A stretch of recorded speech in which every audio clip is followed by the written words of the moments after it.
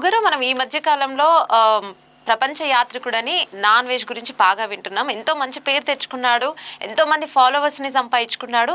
మరి ఏమైందో తెలియదు కానీ ఈ మధ్యన కొన్ని తను చేసిన వ్యాఖ్యలైతే వివాదానికి దారితీశాయి, వివాదాస్పద వ్యాఖ్యలు దారితీశాయని చెప్పుకోవచ్చు.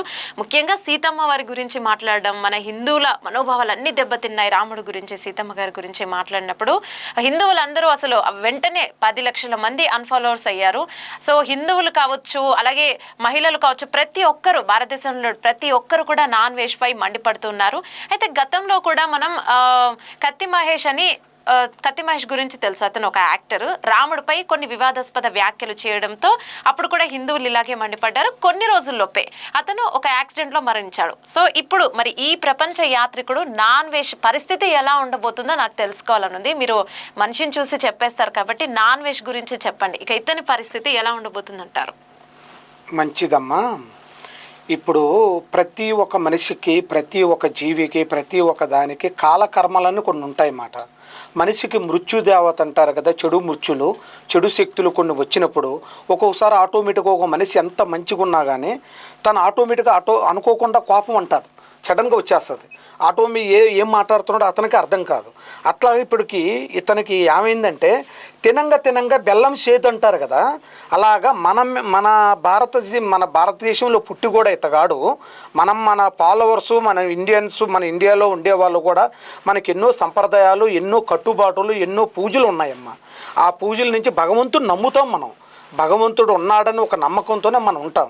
అలాంటిది ఈ వ్యక్తి ఏంటంటే మెయిన్గా మన దగ్గరే ఇప్పుడు అతని ఫాలోవర్స్ కూడా చాలామంది కూడా మనం చూస్తున్నాం కదా, చాలామంది అభిమానించే వాళ్ళు కూడా ఆయన వ్యతిరేకిస్తున్నారు.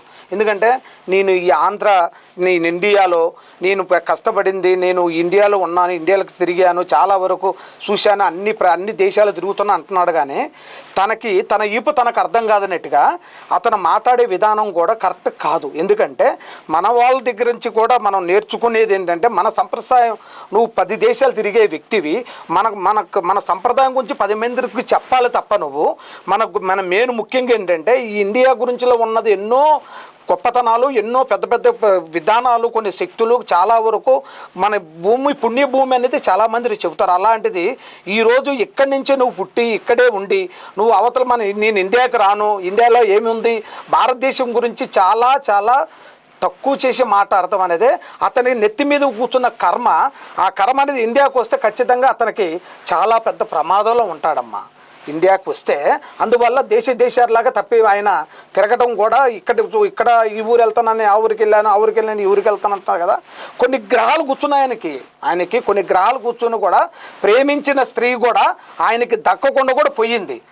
ఆయన ప్రేమించిన స్త్రీ, ఆయనకు ప్రేమించిన స్త్రీ వల్ల కూడా ఆయన ముఖం చూసి చెప్తున్నాను నేను.